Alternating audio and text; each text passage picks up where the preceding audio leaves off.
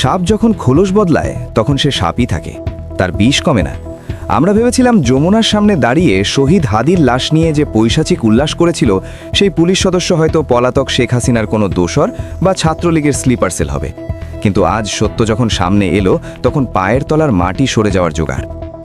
অনুসন্ধানে বেরিয়ে এলো ওই পুলিশ সদস্যের নাম রাশেদ কাজী, আর তার অতীত পরিচয় হলো সে নর্থ খুলনা কলেজ ছাত্রদলের সাবেক নেতা। হ্যাঁ, আপনি ঠিকই শুনেছেন, ছাত্রদল, যাদের আমরা স্বৈরাচার বিরোধী আন্দোলনে মিত্র ভেবেছিলাম, যাদের নেতারা টিভিতে গণতন্ত্রের বুলিয়া ওড়ান, তাদেরই এক কর্মী আজ পুলিশের ইউনিফর্ম পরে বিপ্লবীদের রক্ত ঝরাচ্ছে এবং শহীদের লাশ নিয়ে মশকরা করছে। 12ই ফেব্রুয়ারি নির্বাচনের আগেই বিএনপি কি তবে তাদের আসল চরিত্র বা ট্রু কালার প্রকাশ করে দিল? ক্ষমতায় যাওয়ার আগেই যদি তাদের মানসিকতা এমন হয়, তবে ক্ষমতায় গেলে তারা কি করবে তা ভাবলেই হয়তো অনেকের গা শিউরে উঠবে।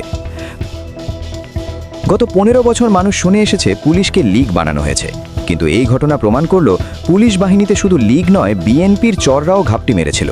অথবা 5ই আগস্টের পর তারা রাতারাতি বহর পাল্টে পাওয়ার প্র্যাকটিস শুরু করেছে। যিনি একসময় ছাত্রদল করতেন তিনি জানেন ক্ষমতার রাজনীতি কাকে বলে। তিনি যখন ইনকিলাব মঞ্চের জাবেরকে গুলি করেন তখন তার মাথায় আইন শৃঙ্খলা ছিল না, ছিল প্রতিপক্ষ দমনের নেশা।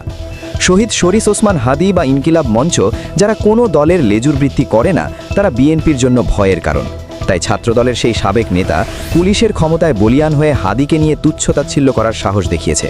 এটি প্রমাণ করে মানসিকতার দিক থেকে ছাত্রলীগ এবং ছাত্রদলের মধ্যে কোনো মৌলিক পার্থক্য নেই। দুজনেই ভিন্ন মত সহ্য করতে পারেন না এবং সুযোগ পেলেই জনগণের ওপর চড়াও হন। সাধারণ মানুষ এখন প্রশ্ন তুলছে, আমরা কি তবে এক স্বৈরাচারের হাত থেকে বাঁচতে গিয়ে আরেক হবু স্বৈরাচারের হাতে পড়লাম? সামনেই নির্বাচন, আর বিএনপি এখন চরম ইমেজ সংকটে। তাদের দরকার ছিল সংযত আচরণ, কিন্তু তাদের ছাত্রদল ব্যাকগ্রাউন্ডের এই পুলিশ সদস্য যা করলেন তা বিএনপির পুরো নির্বাচনী ক্যাম্পেইনকে কালিমালিপ্ত করে দিল। মানুষ জানতে চায়, 5ই আগস্টের পর পুলিশে যে রদবদল হয়েছে সেখানে কি মেধার বদলে দলীয় ক্যাডারদের প্রমোশন দেওয়া হয়েছে? এই ঘটনা বিএনপির জন্য একটা পলিটিক্যাল সুইসাইড বা রাজনৈতিক আত্মহত্যা। আবদুল্লাহ আল জাবের যখন গুলিবিদ্ধ হন তখন আমরা ভেবেছিলাম এটি নিছক পুলিশের বাড়াবাড়ি, কিন্তু এখন সমীকরণটা জলের মতো পরিষ্কার।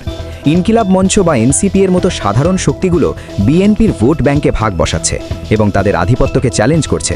তাই ছাত্রদলের সাবেক নেতা অর্থাৎ সেই পুলিশ সদস্য যখন ট্রিগার চাপেন তখন সেটা শুধু ডিউটি থাকে না, সেটা হয়ে যায় পলিটিক্যাল অ্যাসাসিনেশন বা রাজনৈতিক হত্যা চেষ্টা। তারা শহীদ হাদির লাশকেও ভয় পায়, তাই তাকে নিয়ে এত নোংরা বিদ্রুপ। এই ঘটনা ইনকিলাব মঞ্চের অভিযোগকে আরও সত্য প্রমাণ করল যে ষড়যন্ত্র শুধু সরকারের ভেতরেই নয়, রাজনৈতিক দলগুলো চাচ্ছে না কোনো তৃতীয় শক্তি বা বিপ্লবী শক্তি মাথা তুলে দাঁড়াক। আপনার কি মনে হয়, পুলিশের ভেতরের এই দলীয়করণ কি আগামী নির্বাচনে কোনো বড় প্রভাব ফেলবে? পুলিশ কি আসলেই কোনোদিন নিরপেক্ষ ভূমিকা পালন করতে পারবে? হারুন আর রশিদ, দিগন্ত নিউজ।